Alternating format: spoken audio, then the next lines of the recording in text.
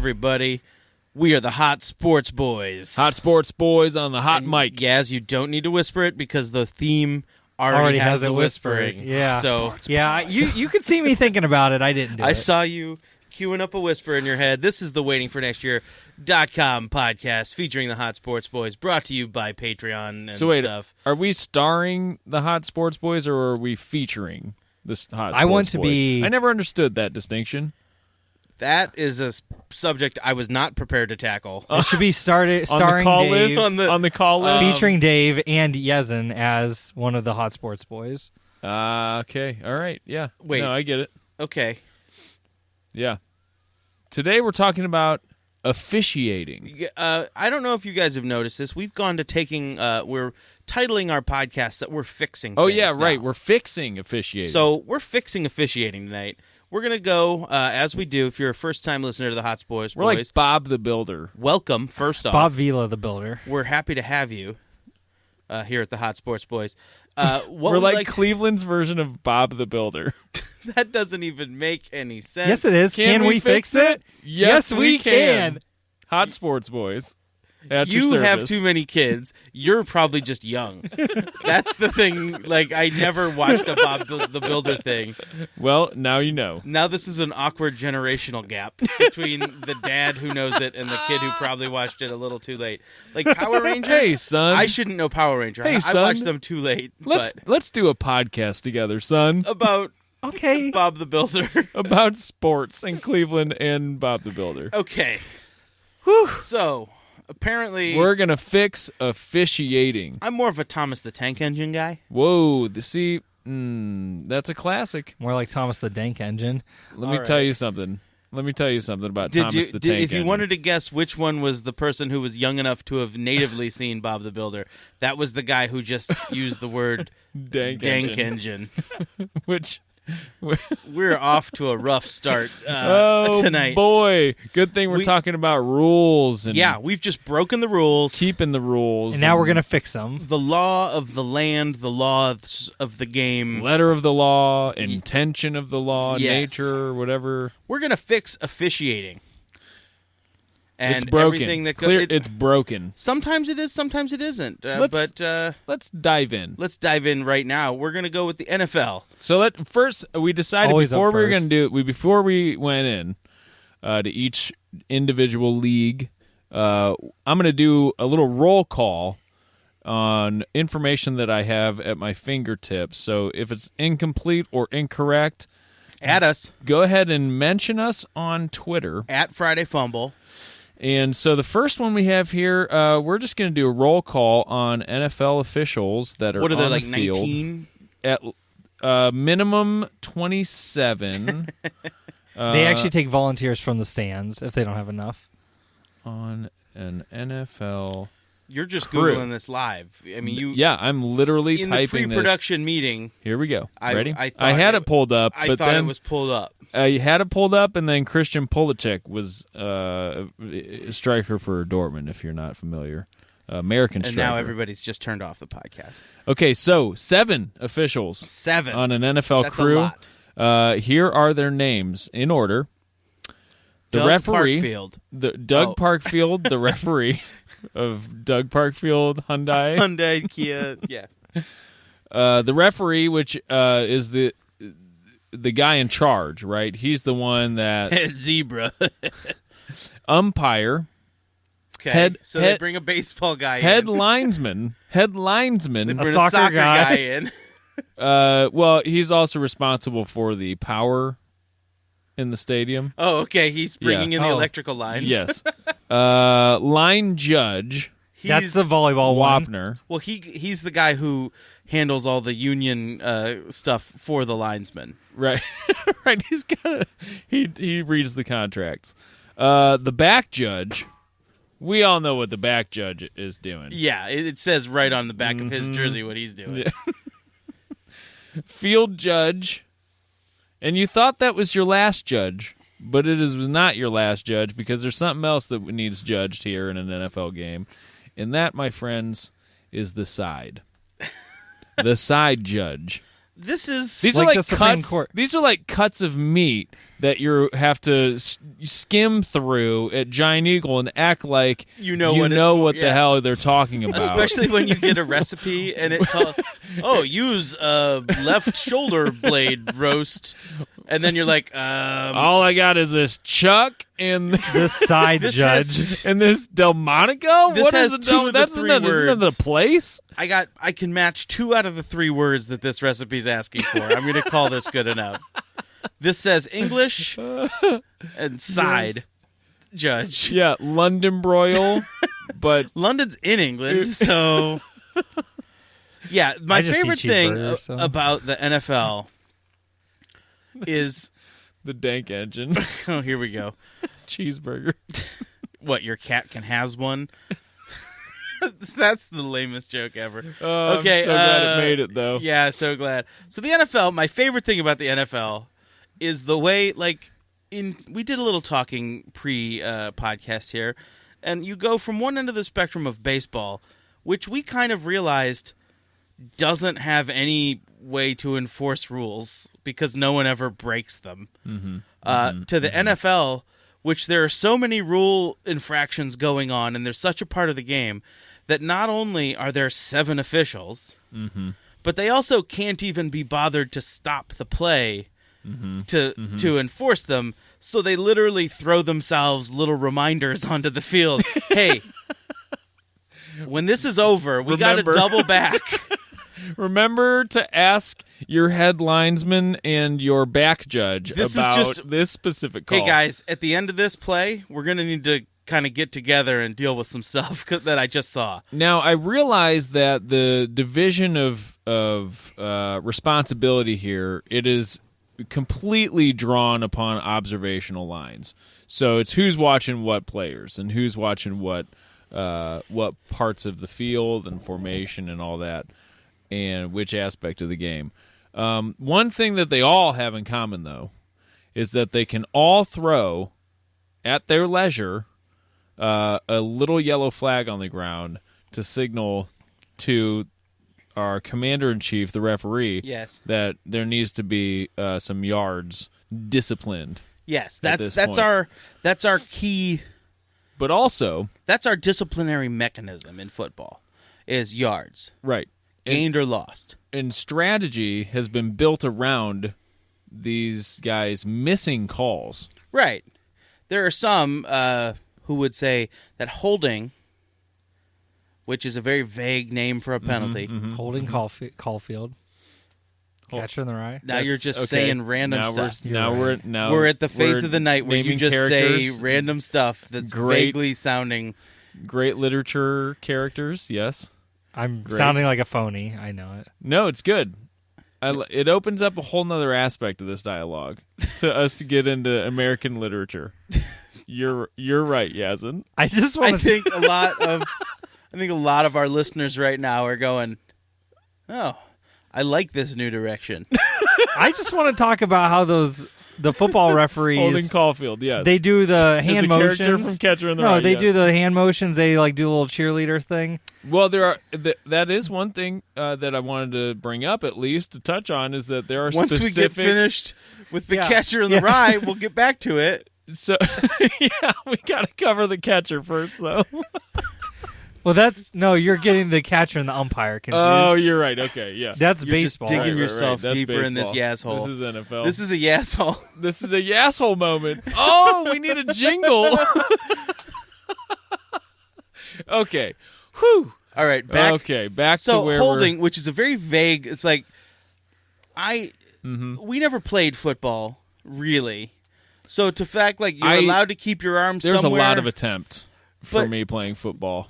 But like so much of football is so stupidly technical where you're allowed to stand here, you're not allowed to stand here, you're not allowed to have this guy 1 foot over to the right, you're allowed to have one guy move, but he can't move towards the line of scrimmage, and all the way down to the guy's uncovered or covered, and there's so much dumb stuff. There is a clear definition of what a hold is.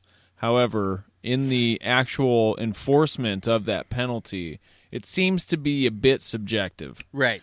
And it seems to me that it is a part of the culture for the unskilled players, or even the skilled players playing an unskilled position and blocking upfield or downfield, as it were, that they can. I mean, they're coached to do things and get away with little tricks, right? That could be called. If you're facing one way on the field, you can get away with it. If you're facing the other way, you can't get away with it. And I think that actually speaks to the level of professionalism of the players, that they're able to keep all that straight most of the time. Like a deep pass interference, if you don't look back like you're pretending to at least try to catch the ball, maybe they'll call it or they won't call it, depending on, like you said, where they're looking. But that's going to play into your contract also. When you do that enough times and you get caught trying to skirt, the actual rule and try to get away with some stuff, and you fail to do that, right?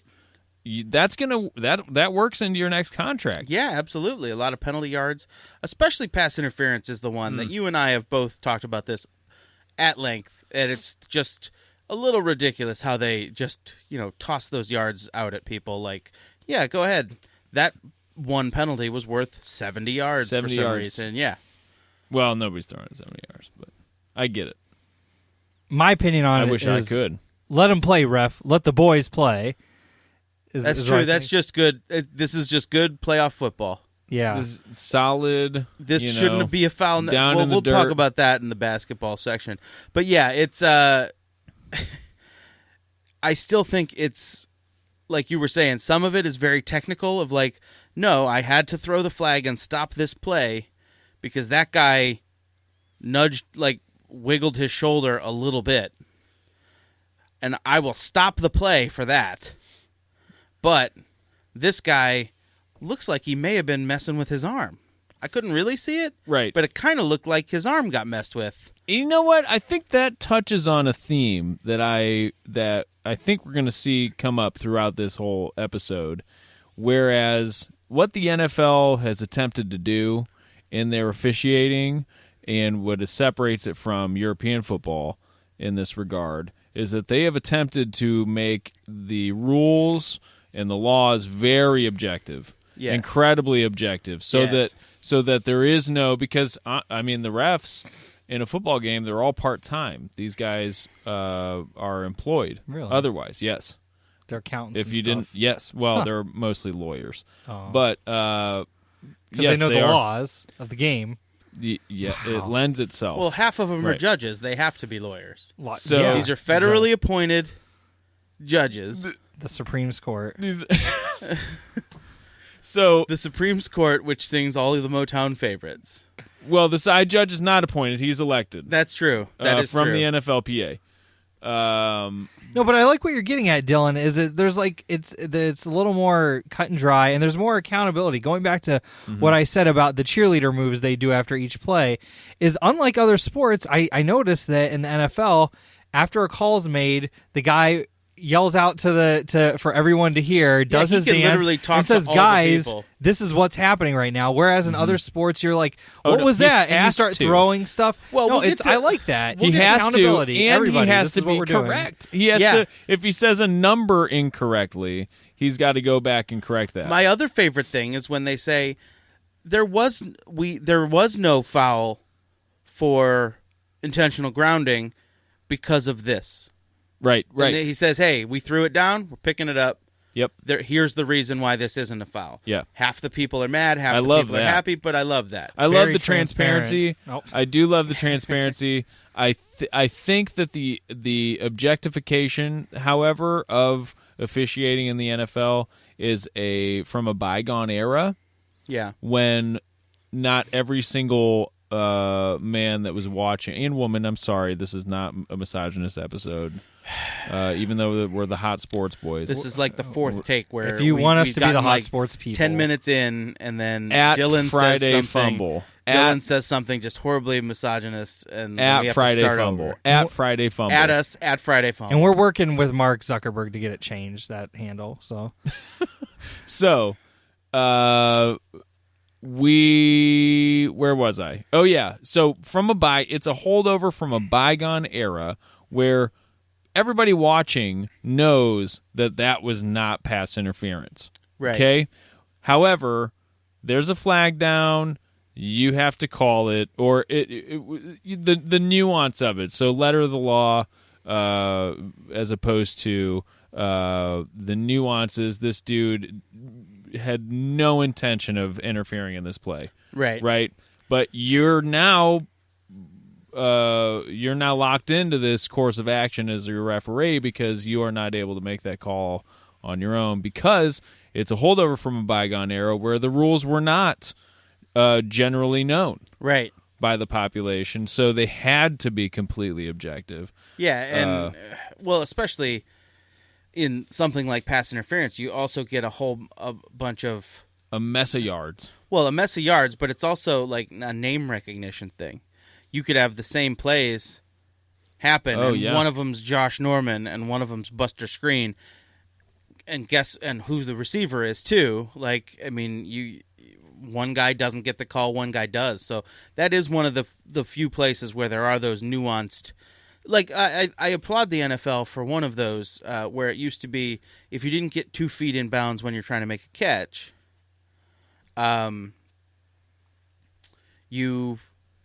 they said, well, was he being pushed out of bounds? And eventually the NFL went, that's silly. We can never figure that out. Right. He either gets his 2 feet in or not. Right. And I like that they're constantly messing with that. I like that. My personal opinion, I'm way more of a fan of the referees being empowered to make some calls, some judgment calls. Yes. Well, and segue to the rest of the episode, the NBA, we're going to see where that goes horribly, horribly wrong. Right. And in soccer, we're going to see how that goes fairly, fairly right. But well, let's get down to the nuts and bolts here, huh? Yeah. Any other stuff you want to say about teen rebel literature? Yes. No fun league. Some required readings for the angsty for our 20-somethings. A Tale of Two Cities, perhaps. Oh my gosh.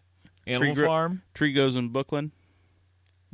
Maybe some Shel Silverstein. Okay, so pros. Well, I did a pro and con on the football and then didn't do them for the rest. Who cares? But we'll make it up. Flags are fun to throw. That's a pro right there. You got that right. And I still think the NFL, even though they went to the more modern stripes, the black and white stripes still says referee to me. Oh, yeah. Give it Best to uniform. Me. Zebras. Yeah. Hockey Lady is Foot a Locker. tie. But yeah, Foot Locker. And then the cons, you can't challenge them. Oh, yeah. The unchallengeables, you mean? Even with video replay? You can't challenge a flag. Anyway, I think replay review will be a future HSB's episode, so we won't get into that now. Yes. We're gonna predominantly. Most of this will be a future episode. That's true too. We're gonna predominantly skip college football because it's all the same. Yeah, get out of my face. Except 1 foot in bounds and get out of my face. Pass interference is better. Oh, and an elbow down. Yeah, pass interference is also way better system in college where it's just way better. Some yards, but not all the yards. So, the NBA, where nuanced meets technical, sort of. We're going to skip the thing where you Google it, but there's 3 referees on the court. There's some empowered refereeing going on in the NBA, and I do appreciate it.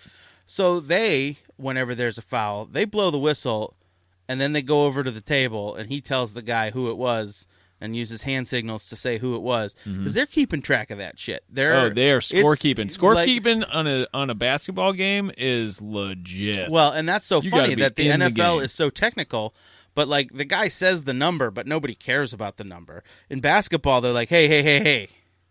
You got to know. You got to watch 17. He just fouled this guy. I want you to mark that down. There's only 5 dudes on the court. That's why. Right.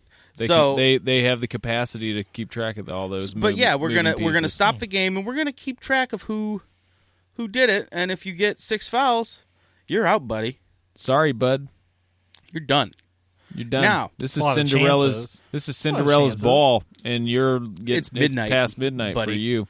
So yeah, sometimes if you're fouling somebody who's shooting, you get to shoot 2 foul shots. If you're shooting someone. If you're fouling someone who's not shooting, hey, we'll take that for a while.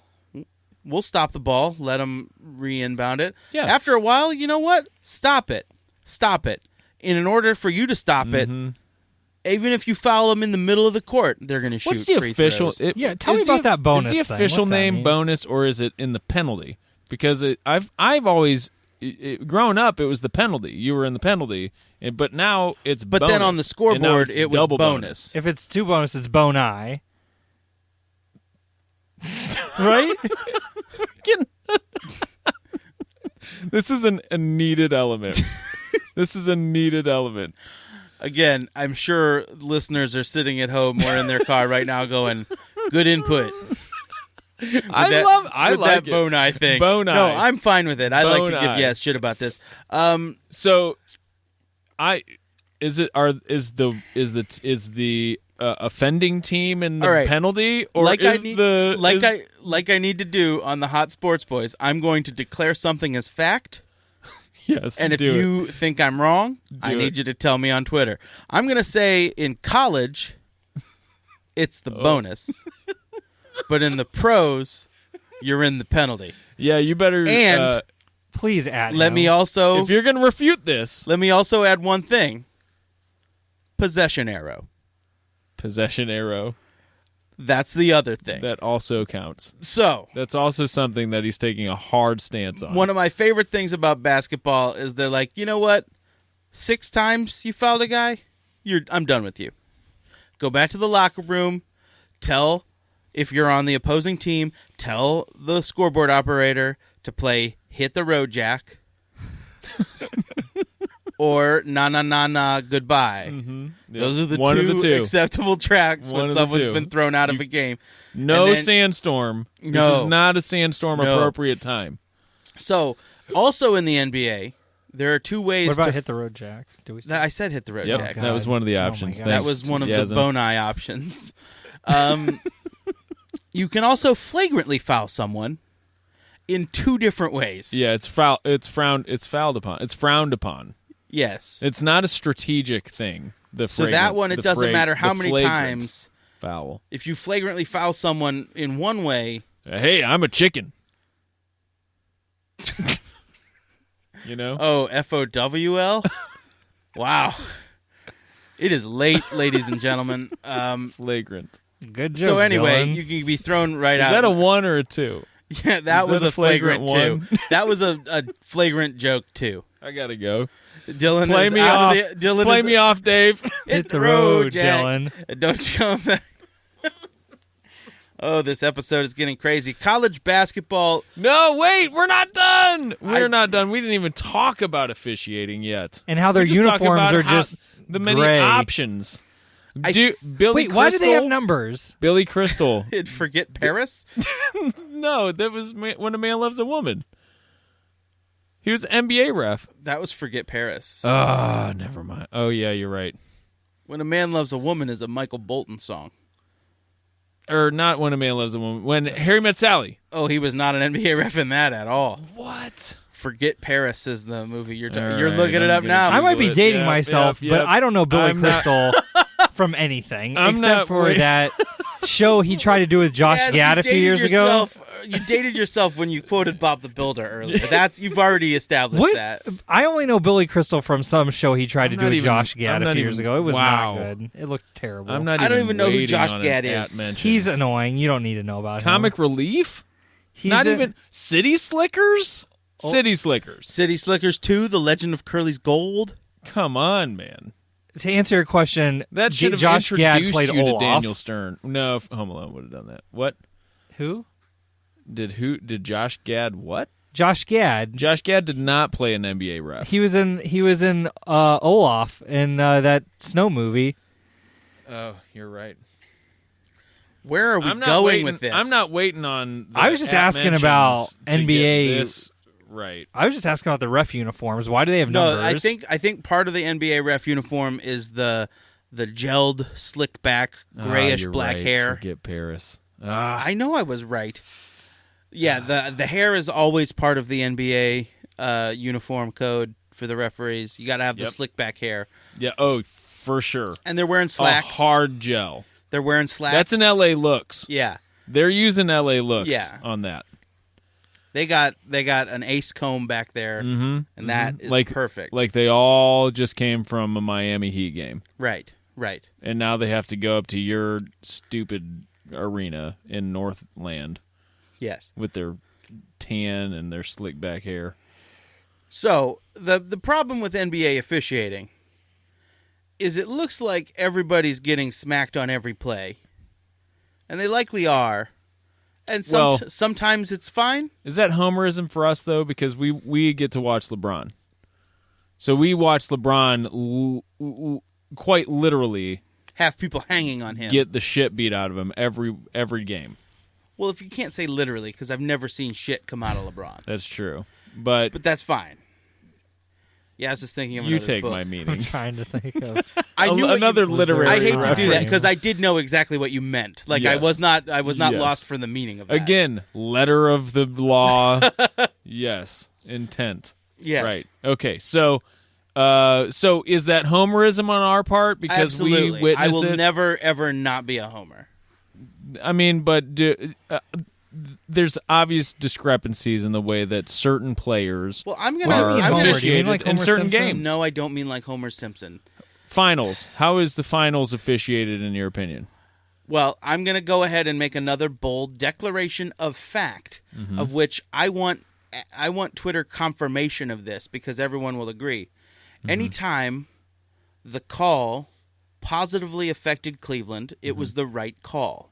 And anytime it negatively affected Cleveland, it was total fucking bullshit. Well, for our listeners' purposes, that's always going to be correct. Yes. So I just want confirmation on that. Nobody can dispute that. Nobody who's listening to this podcast will dispute that. No. And I'm not going to directly dispute that. And you know what? I learned this early on in being a sportsman. You can always argue the calls, but you can't argue when the other team makes a really good sporting play. Sure. Right? So the call, the officiating, any of that stuff, even if it's bullshit, even if you know that Anderson Varejao is flopping all over the floor for the Cleveland Cavs. Tell you one thing. Right? As soon as it turned around. He never used to flop. As soon as he goes out to around. Golden State, all of a sudden he's a flop king. Oh, man. How bad did you hate Chris Anderson until he's put a uniform on? Listen, this is not the thing we need to be covering now. Yeah. I mean, I don't want you to get under the skin of everybody. It's all tied together. It is all tied together. And the NBA, as proven by Tim Donaghy, crooked ref who bet on games, not games he officiated, but games just because he knew the tendencies of the referees, can be so affected by the refs. It's true. It was just certain refs hated certain guys. Like, well, think about how long it takes to get into a rhythm for a shooter. Yeah, and how easily you can snap that rhythm. I think it was like Dick Bavetta hated Charles Barkley, so anytime Dick Bavetta was reffing a game that Charles Barkley was in, he would bet on the other team, and it would be 100%. He was every so time. good at predicting that. Every time. That's all you would have to do. So, what else? Do you have any more on the NBA? Do you want to switch to college? Because college has a few things that are different. Okay. Number one, March Madness. You're in college. You should know better. So you only get 5 fouls. Fundamentals. Yes. Okay. Pros, grown adults, they can handle a little extra trouble. We get it. You are on a shorter leash, my friend, because you are still a student. I think March Madness would be more madness if there were no refs. And a student of life. You're proposing to just remove all officiating. Yeah, to hold up the name March Madness. Wouldn't there be more madness if we just, throw the players to the wolves? Have at it, guys. Madness.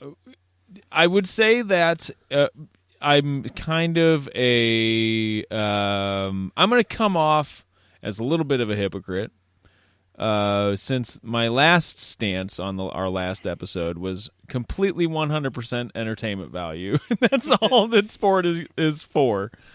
This, I'm going to have to disagree. There is no entertainment value in madness. Well, they're learning. This is an educational institution. Have you ever seen Mad Max Fury Road? They're not even getting paid. That wasn't a basketball game. That's true. That's true. That was a dystopian society that grew up out of an apocalyptic wasteland. Instead of a very organized conference of 68 team tournament. Is it 68 now? 64. No, it's 68 Oh, now 68 with some play-ins. Yeah. Maybe you should learn the rules, Dylan. And that is Dylan's second foul. Man, so, I'm getting. Ugh, you better lucky pull we're me. Playing yeah, we're gonna have to sit you for some more parts of this podcast for a couple minutes. I'm really having trouble. Or that's why Chris Anderson was such a get. Yeah, he's got those 6 fouls to give. Yep. You guys may not know this though. I had heard wind of a change happening to one of the spring college basketball tournaments, and I'm definitely not reading this directly from my phone. But definitely not. The NCAA is trying out some new rules to speed up college basketball during the 2017 NIT. Yes, Dylan. The biggest one has team fouls resetting 10 minutes into each half as a way to combat games being turned into free throw shooting contests when both teams are in double bonus. Double boni. Brilliant. Like I said, in college, it's the bonus. Did you say? I think. Okay, yeah, I think you did say that. Yeah, if I got this backwards, add us. Well, that was my other thing about college basketball. I think it might be the same, though. The 1-and-1. Yeah. Like, you have to prove your worth as a shooter. It's cool. To get that second shot. I wish they would do that more. Yeah, because all of a sudden, the hack, we could talk about this for hours, by the way. The Hack-a-Shack. We could talk about that for hours. We're not gonna. Let's not. To listen to Dylan and Dave talk about the hack attack for hours, go straight to page 83. The hack attack. Choose your own podcast adventure. All right. The next... Real quick, though, the other hold thing... Hold on, Yaz needs to read more. There's another rule change. This is actually something... I'm very interested. I'm interested. This is something you guys actually want to listen to. This is about to happen. You know what else changed the rules? I'm reading from the internet. Catcher in the Rye. That's true. It really did. Change the rules. J.D. Salinger, he just went into hiding after that. The NCAA also announced, you guys want to listen to this, trust me, it's pertinent for once. The NCAA also announced that the NIT will experiment with the shot clock resetting to 20 seconds instead of 30 seconds when the ball is inbounded in the front court. In the front court. Okay. There's no more wasting time. That's cool. No, shoot the ball. Shoot the damn ball. Yeah. I'm totally with that. This is a controversial opinion, especially around this time of year. But a lot of the times, college basketball is boring as crap. Like, they just dribble and dribble and dribble and dribble, and the game ends 44-43. They're learning. This is an educational institution. These are young lads being taught the fundamentals of the game and the speed of the game. Wait, now the NCAA is taking hold the phone. You're holding the phone. I'm literally holding the phone. I'm holding the phone up to our faces so we can read this. Breaking news with the NIT rule trying out things. No more 1-and-1 free throws. That is rough. Oh man, I don't like that. We were just lauding the 1-and-1 free throw. Well, there that goes. They're just trying it out. We'll see what happens.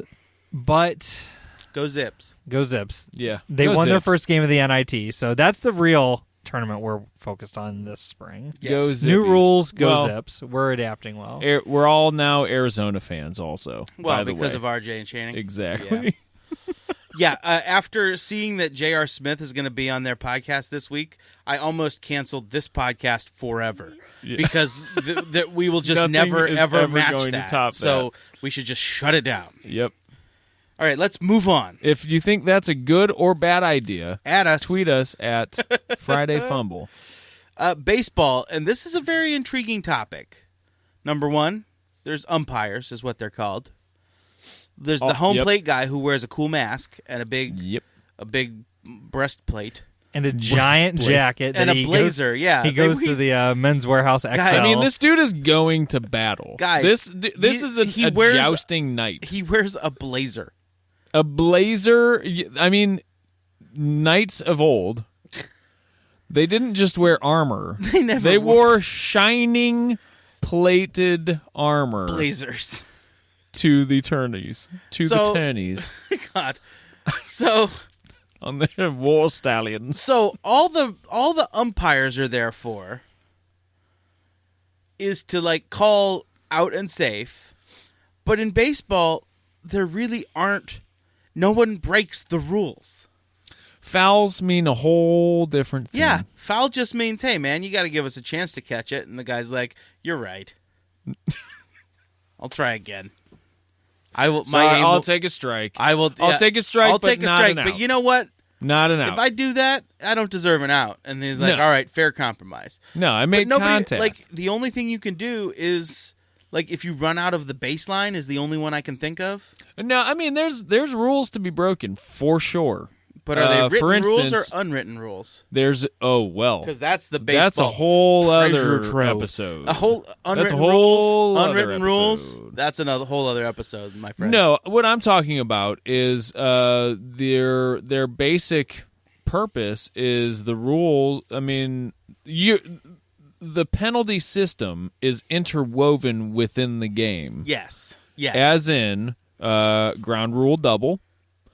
Yeah. The very system of strikes and balls. The rule is the pitcher has to throw the ball across the plate in a position where the batter can hit it. Okay, so the strike zone. The disciplinary stuff are woven into the scoring of the game. Directly into the scoring of the game. Yep, in the processes. Now, but there is blocking base runner paths that can be enforced. And they have to be able to be there and call outs, where before video replay, that was completely 100% subjective. I know. And they actually did a pretty good job of it, to be honest. Oh my God, these guys. Yeah. I mean, that's a full-time job. For sure. So these guys are, they're studied. That's all they do. All spring through fall is watch baseball players attempt to make it to base and to home plate. And they're very good at what they do. They are. Balls and strikes, that's a little subjective. Oh, absolutely. Absolutely. But if you'll notice, I could never do that. No. What they're doing right there, I would never be able to. I mean, I'll sit in my couch and be like, that's a friggin' ball. First of all, I'm going to, again, if there's an Indians player batting, that was outside. Yeah. Well, with the degree of accuracy, though. When Andrew Miller's pitching, that brushed the corner. Are you kidding me? This guy's painting. The guy's painting right now. The point I'm drawing forth, however, is the degree of accuracy that these guys are actually calling these pitches. Now that we have the sort of technology to see where the ball's actually hitting, yeah. That's unreal. Like before, do you remember watching games in your childhood and it's all guesswork for the viewer? Well, and my favorite we can hardly see the damn ball. Yeah, my favorite part of all that is how like everyone in baseball accepts that an umpire is going to call whatever he's going to call, and it's never really going to be all that accurate, but then everybody's fine with, well, as long as he does it for both teams the same way, I'm fine with him being wildly inaccurate. Yep. But then we go to the tape, and turns out this dude is like 98% accurate. Again, it's calls. The umpiring is mostly about consistency when it comes to balls and strikes. Right. And when he shows up, I've heard this too, is that he'll go to managers and be like, you know what? I call a real tight strike zone. Tell your pitching staff. Look at my blazer. And look at my blazer. I'm here for business. This is a business meeting. This is a professional atmosphere, and I will not be dissuaded by your trickeries. Mm-hmm. Just a little interesting anecdote, just to, I think, put a bow on this section, is when in college, one of my good friends in college, his girlfriend... Wait, are you talking about college baseball right now? Because that's off limits. No, that doesn't even exist, no. Yeah, okay. No, this at the University of Akron doesn't exist. A friend of mine in college, his girlfriend at the time, her brother was like a baseball umpire. And I remember one time, like she told us about one time we were over at his place, and she was like, "Oh, we got to watch the game." Like for Cuyahoga Falls Little League North? No, like on TV, the Major League Baseball. Her brother was an umpire. She's like, "We got to watch the Tigers whoever game because my brother's is the umpire today, and we were all like, we don't want to watch baseball. Wow. That was a compelling tale. That was really building momentum. I was hoping for something incredible. I really wanted... I was about to start asking for tickets. Yeah, I was to like, games. I want to go see this guy ump in action. No, we don't talk to him anymore. I don't even talk to him anymore. I mean, I've had the carpet pulled out from under me before. Yeah. This, however, this is a real I think low day. You just pulled out the carpet from our entire audience. I feel like everybody is wanting more from that story, and there just isn't. No. Well, there was a Law and Order marathon on Netflix we had to watch. You have 2 weeks to do your homework and get come that back story finished with a better. I want ending. that story resolved. A better ending. Yeah, you can. We want the alternate ending. Yeah, I want the director's cut. We want the Wayne's World. Rob Lowe wins or he doesn't. Yeah. Let us know. Oh, boy. That's going to be tough to build up momentum from, so this is a good time as any. If you want to hear Yaz talk for a while, we're coming into the soccer segment. And if you don't want to hear me talk, skip to page 97. 83 is where Dave and I go on our adventure, though. So. Yes, so... Okay. Now, hold on. This is where I'm also jumping in here because soccer, I feel like, embodies my favorite aspect or my stance here in the subjective-objective argument where everything is on the ref. Mm-hmm. Yes, why don't you elaborate the basic structure and it doesn't even matter. Refs. It doesn't even matter what actually happened. It's free-flowing. The ref makes decisions that is not as strict as the National Football League. It just happens, man. Even like the time, nobody knows what time is left in the game. After they get to 90 minutes, they're just like, we're going to keep playing. I think that there was about 3 minutes of breaks during the game, so we'll probably add about 3 minutes on, but you don't really know what's going on. Well, getting ahead of ourselves. The late 1800s. We need to okay. So, soccer. A yellow card and a red card. No, we need to start at the beginning. Whoa. Like we've done for everybody. When Dave was conceived. Roll call? Are we doing a roll call? A roll call. You've got the referee. Yep. He's in charge of everything. Everything goes through this guy. He's got 2 linesmen. Got to be in shape. Mm-hmm. Also. Yes. He's got 2 linesmen. They are assigned to each half. Yep, they are calling offsides. Mm-hmm. They are calling when the ball goes out of bounds. Mm-hmm. They're also calling some foul stuff if they're like, hey, that wasn't real cool. They can be dependent They wave their flags. Yep. But it's all down to the referee what he wants to do. Yep. There is a 4th official who is mostly there to yell at the coaches about things. He's like the accountant. And then he is connected with an earpiece to the referee. And should one of the linesmen break their legs or something somehow, the 4th official steps in as the other linesman. Yes, they used to have to learn sign language before earpieces. That's a lie. I lied to everyone. But how sweet would that have been? Man, you got serious looks of awe from us. How sweet would that have been? Mm-hmm. And who knows how they maybe just yelled. They didn't care. They didn't care how many minutes were left. Guys, listen to me though. The late 19th century was a very enlightened period in Europe, and I feel like one of the things one of the symptoms of that, you want to talk about teen angst books a little more? Is the fact that time is such a free-flowing, sort of ethereal event, as represented in soccer officiating, where, I guess we'll end up, 3 minutes, 4 minutes, who cares? I'll tell you when we're done. Mm-hmm. I'll tell you when I have decided this match especially the contrast of all but one American sport, and baseball is the weirdest sport in the world, where there is no time. There's just but in the NBA and the NFL, barring cricket. Well, in the NFL and the NBA, where they literally do fractions of a second. Yep.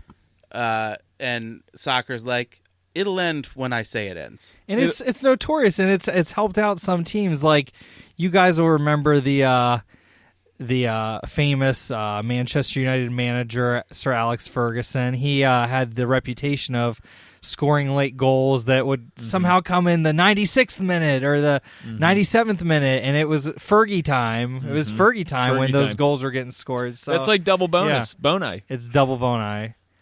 But you would say that the other team was in the penalty. You could say that. Now, the interesting thing, the fourth official would have to sign that. However, sign the documents provided to him by a baseball umpire in a blazer. Duly elected by the players' union. Yeah, to be the judge. Go ahead, yeah. The interesting thing that's happening this year that hasn't really happened is the United States Premier Domestic League, Major League Soccer, is trying to be an innovator in refereeing. And the one thing that doesn't exist in soccer... Some may say that it's been a sandbox for FIFA. That's true. That is for exactly, the real yes. leagues. Yeah. No, whoa. So they're trying out something this year. They're trying out something this year called video assisted refereeing, which is or VAR. VAR, basically instant replay. That other sports have heard of it before. It has a deeper voice than that. I'm sorry. VAR. Video assisted refereeing. So basically, they're trying to say, hey, if this was a questionable play, maybe we should take a look at it, or someone was already taking a look at it, right, and they'll let them know. And nobody does this in any other soccer leagues. Nope. And they're thinking it's 2017. We have the technology. Does it work on the fly, or it's the Americanization? Or is it only when things are resulted in stops of play anyway? It's the further. Oh no, it wouldn't be on the fly. It's only used for certain things like a goal that was maybe offside, a red card that maybe. Are they challenging offsides? Because that's pretty cool. Guys, I don't like it. It disrupts the flow of the game. It could potentially disrupt the flow of the game. I would counter with one thing that I know is deep in your heart. I know what you're going to bring up. I know what 2002. You're going to bring up. 2002 USA Germany. versus Germany, quarterfinals. Our tying goal was off of the hand of a player who was not the goalie. It should have been a penalty kick. I know, but look, I mean, we don't remember. We can't bring these events into conscious memory when these same exact calls have led us to great ends. Also, if it works one way, it's going to work the other way. I'm always in the favor of accuracy if it doesn't affect the flow of the game. I just think it's part of the nature of the game. Is that, you know what? And also, again, just like Strike Zone, how many times are you watching a match live, right? And you get an offsides call, and you're like, no way. There's no way that was offsides. And they show the replay, and that dude is an inch offsides, and that official got it right. And you're like, oh my God, how did he do that? How did she do that?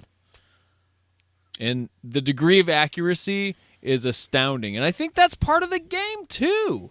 These people are involved. It's not just the two teams. You have two teams and an officiating crew and a crowd and weather conditions and altitude, and everything plays into it. And the less rules, the better. And that's one thing about soccer is it has the fewest amount of rules of any professional sport.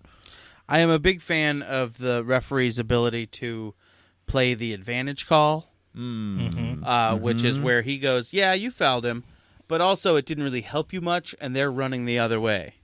And then if he doesn't like it after a few seconds, he can stop it and bring it back. I like that. Very similar to hockey. Declining. Do you want to decline or accept the They should do that, and he should have to yell while he's running away. Decline, please.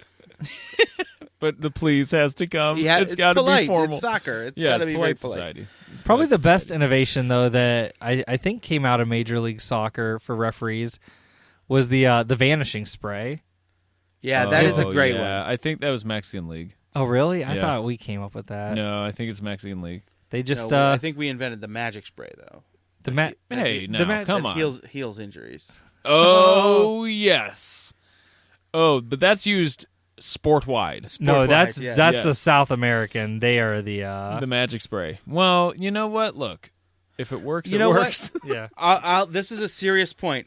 The actual best innovation that America has brought to soccer is the multicolored referee jersey. Mm-hmm. All referees used to just wear black. Yep.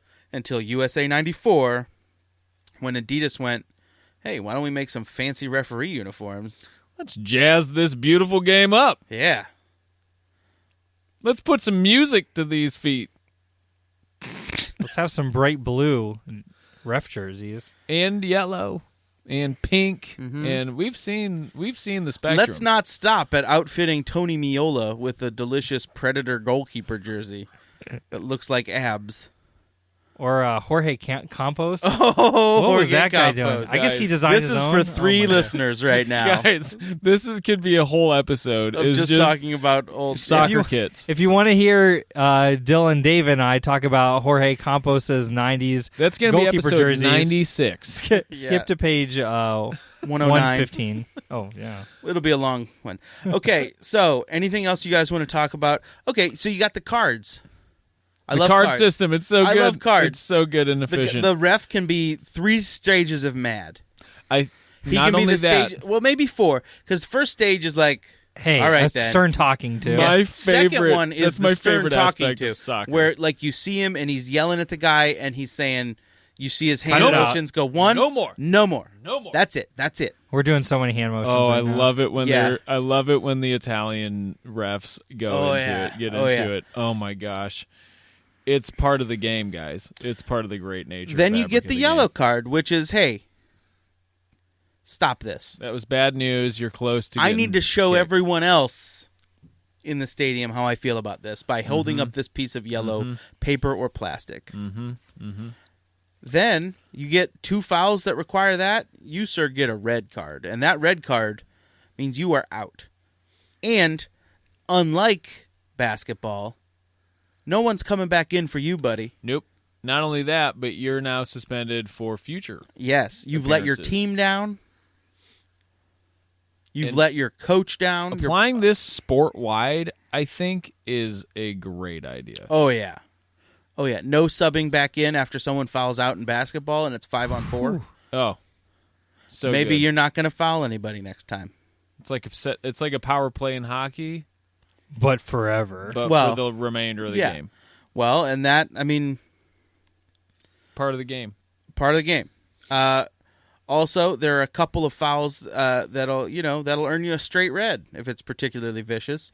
There are some fouls that are mandatory reds, like blocking an obvious goal chance with your hand, and see, you're that's not the goalie. That's a controversial one because that one leads to what we sometimes refer to as the triple punishment, which is a little bit unfair. That denying of a goal scoring opportunity, player gets a red card. He's suspended he's out for that game and his team's down a man. He's suspended for the next game and A penalty. a penalty kick. Is that maybe Yep. too many punishments No, for one because offense? he shouldn't have done it. Goals are so important in soccer Yes. and so hard to come by that anything that, just like in 2002,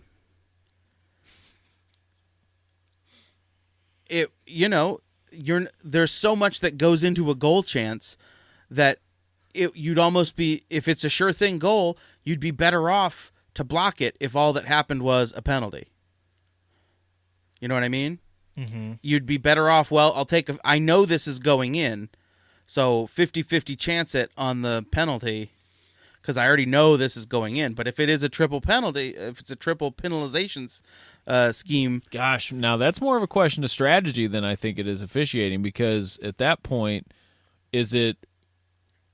I mean, I think in some I'd situations rather it still might be worth a it. spot. I think I'd rather, I don't know, spot kick or your goalkeeper can come off the line. Which would you rather? Well, yeah. It's a good question. Yeah. Do you think, and we don't like changing the rules of soccer, but do you think they should introduce what we have in indoor, the blue card, also known as the Larry card? The 2-minute card? The Larry card. Yeah, indoor soccer the gets hockey some card. hockey refereeing Yeah. skills. Which is cool. Yeah. I get it. Well, There's on that note- the 3-line rule. On that note, let's go down to hockey. Now, I just to bring everyone up to speed, I want everybody to know that this is true. I am now a hockey fan. as of the past 2 weeks. Well, you've had the beard for a lot longer, but it finally matches up. Yep, and I've been watching. Well, you remember the Blue Jackets were streaking back earlier in the season, and I caught a couple games. But recently, I've caught almost every single game when it didn't conflict with a Cavaliers game. That's pretty good. And my goodness, do I love hockey! I love hockey now, guys, and this is a brand new thing. Mm-hmm. Like, I remember we tried to get into the Buffalo Sabres just because we were mad that Cleveland didn't have a team and Columbus was a close team, so we were mad. We tried to get into the Sabres, but they have a cool logo. It's sabers, I believe, 2 sabers. Yeah. Also, Blue Jackets. That's a reference to the Union Army. Mm-hmm. Did you know that? Yep. Yeah. Not the Revolutionary Army, the Union Army. So let that sink in. So wait, you're against that? I'm not against that. I'm not pro-Confederacy? Against that. I mean, I'm pro-Confederacy. I see Dylan's the got t-shirt his you're stars wearing and bars right now. tattoo on his forehead right now. I see the T-shirt you decided to wear tonight, but I didn't think you'd be against the Union Army. So we won. The only thing that I would say about that is, yes, we should celebrate the Union Army for sure, and Ohio's place in that Union Army. But for the hockey team, that's our mascot. They have a cannon. Have you ever been to a CBJ game? I've been to 2 my whole life. They have a cannon that they bring out and fire off. It's amazing. I mean, I get it. The Columbus Blue Jackets have suffered from the same plight as all expansion teams. Is there's just nothing left to call a team. The Crew, guys. The Crew. Well, there was their Columbus Crew period SC now. There was a 5-year period in Columbus history that we'd all choose to forget if we could, and those 5 years just happened to land them their 2 professional sports franchises. I thought the hockey team was way later, but I could be wrong. No, I think 2000. So 96 and 2000. Really? Huh. Yeah. I think. If I'm wrong. If you know the answer to this. At Friday Fumble. But anyway, let me just lay out some of the rules here, guys. And these rules I love. I love these rules. Yes, I love these too. First of all, icing. Icing is not what you thought it was previously. It's not what you put on the cake. There's 2 different colors of lines. There is red lines, which is your goal line. That's when you rev your engine too high. Which the goal line stretches across the ice, not just on the goal. The goal line, the half line, and the opposing goal line. Now, for icing, the puck has to cross the midline and the opposing goal line without being touched. Right? So when it's icing, you can't just pop the puck out of there and clear it all the way down to the opponent's goal line. You can't do that. So if you do that, the puck comes back to your the attacking circle right next to your goal for a face-off, and that's icing. Offsides is completely different. Offsides uses the blue lines. Whenever I had the NHL video game, I always turned offsides off. Yeah, well, always. Probably because you didn't understand it, and which I get it. I get it. Saucy. It's tough. No, it's tough because Holden Caulfield. You think we need some Catch-22 references. So, okay, Yossarian. So your blue lines here come into play for offsides. Blue lines separate the attacking sections of the ice, and it basically breaks it up into unequal thirds. So what offsides in hockey is if you're the attacking team, the puck has to cross the attacking blue line before the player, the attacking player. If the player goes can't come in backwards.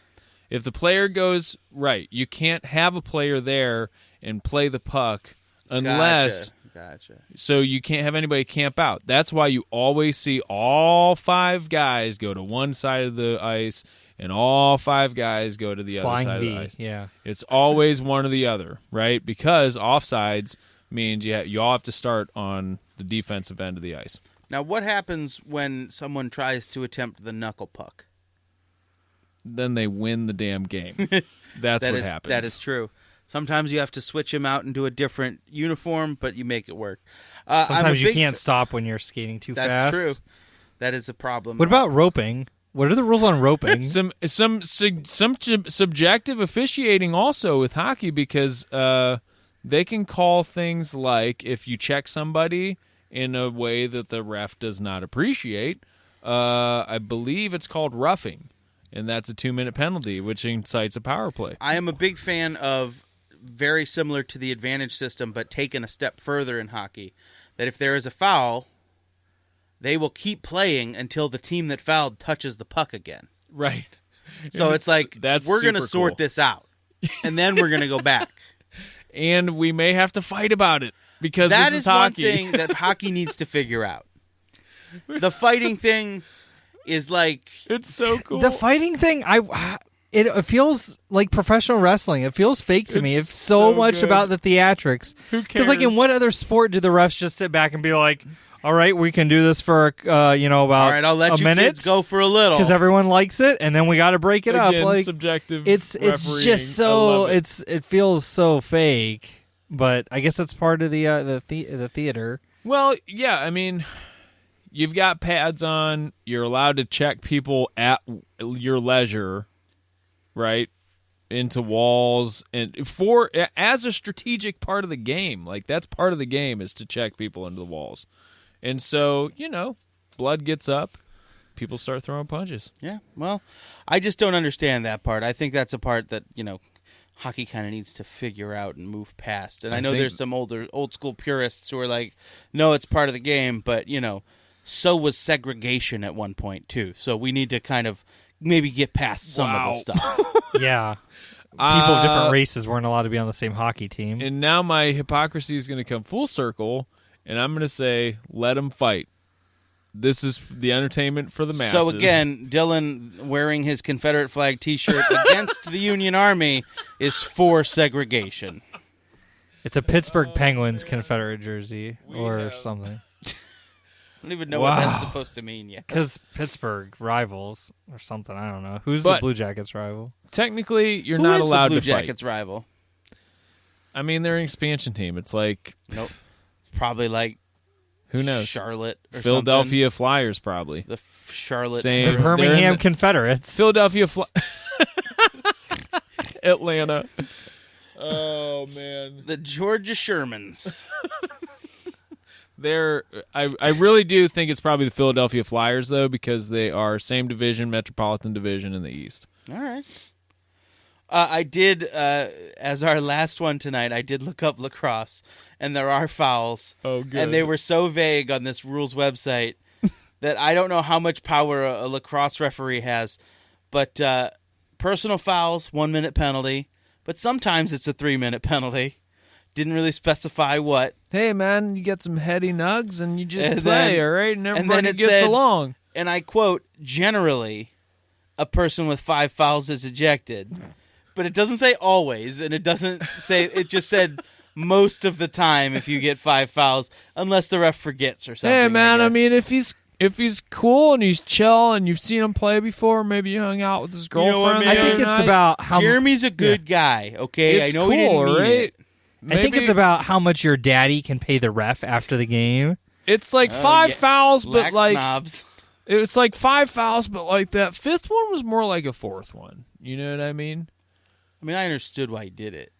Yeah, for sure. I mean, Scott was coming in pretty hard, so he had to defend himself. You know, Jeremy's got a temper. You know who my dad is? That's going to be 3 fouls. So what's this illegal stick? Illegal stick is a stick that's too short, and that is a penalty. I'm sorry? I don't know how they couldn't just measure at the beginning. The stick is too short. And that's an illegal stick. So I don't know who's trying to get away would be illegal. Yeah, it's got to be the right length. Oh, a long stick is also illegal. I don't know. It didn't say that. It just said if the stick is too short, they're only regulating the short side. Or, and I have no idea what this means, the pocket is too deep. Don't know. Oh, no. Yeah, I know what that means. That's the netting. The netting on the pocket. Oh, yeah. But like, who's trying to? That's a personal foul like in that lacrosse. would be. That seems like that would hinder more than help. Remember anyway, when really you were a deep kid? pocket. Remember when you were a kid, right? And you played soccer, and you had to put your foot up so the ref could look at all your cleats to make sure your cleats were right. Yes. Make sure you weren't wearing a gold chain. Well, they were screwing cleats at that point. I know, but still. Why weren't you doing that with the sticks at the beginning of the lacrosse match? I'm sure they probably did. Well, but it's a penalty. What if you have to change sticks? Trying to sneak it in. Is this like all right, well, now Yaz is just on Facebook. Is this a holdover? Let's end the episode so Yaz can finish his Facebook. Did we have to talk about Valentine's Day again? No, okay. We already did that. We did that one. We covered it. If you want to talk about your favorite restaurant, we can, but... Favorite corned beef, real quick? I wish there was Arby's. I still wish they have there the was meats. Bennigan's. Arby's has the best marketing in the world. Bennigan's. I wish there was still a Bennigan's, and I still wish there was a Chi-Chi's. Oh yeah, no. Rest in peace, Chi-Chi's. You kill a couple of people. Dave and I were talking about the Chipotle model. You can't do business anymore. Earlier, and how it's not for everybody. You'll be pleased to know, Dylan, Piata. that Piata's coming in. Piata's coming in. And Yaz was not impressed. Yaz I'm very mad. I'm very mad that Piata's coming in because you know what that means? I'm not skinny enough yet for that to happen. Because I'm going to be eating that every we're Piata. Do you day. Want spaghetti in your burrito? What's that about, Dylan? Have you ever been to a Piata? Yes, I have been. My ex-girlfriend liked Piata. My new girlfriend likes Curry Up and better Chipotle models. I like all Chipotle models except for the native Chipotle, to be honest. I just haven't found my dish there. I understand. Chipotle, it's lost a little bit of its luster to me, but I still always accept it. The I E. always, coli. The whole E. coli outbreak. Yeah, I guess that was very local to us down here in Akron. Right. But the Piata... Don't worry, they had a really good explanation for it. Oh, wait, no, they had zero explanation for it. Still haven't heard anything about it from them, by the way. But they had a really nice free campaign to give you some free burritos to make up for it or something. Yeah. Look, I had Piata, didn't really like it that much. That was years ago. Let me take you to Piata with me. Hot Sports Boys field trip. Hot Sports Boys field trip. We just an announcement. We got some upcoming things, guys. Let's not announce the details, but real got quick, some big though, things we got some planned big for you. stuff. Real big thing for tomorrow, March 17th. They're going to 16th? be listening to that. No. Yeah, It's 17th. past midnight. March 16th, tomorrow, Naf Grill opens in Independence. It is a Middle Eastern Lebanese Chipotle model restaurant, and I'm going to go there. You put that against my Piata, and we will try field trip it. We'll do both of them at the same time. We got some field trips coming up. Planned. Field trips coming up. Besides Naf Grill. We don't need to talk about it now. No we will talk about it later. No We've details done a very yet. long episode. No one's listening anymore. That's so true. Everyone shut this off right when you said Holden Caulfield earlier. Guys, we're like an hour ago. Just one more announcement. We are 1 month away from NBA basketball playoffs. That's true. And Stanley Cup playoffs, but to a lesser degree. And on that note, my name is Dave. I'm Dylan. I'm Yazin. And this has been the Hot Sports Boys on WaitingForNextYear.com podcast featuring the Hot Sports Boys. At us, Friday Fumble.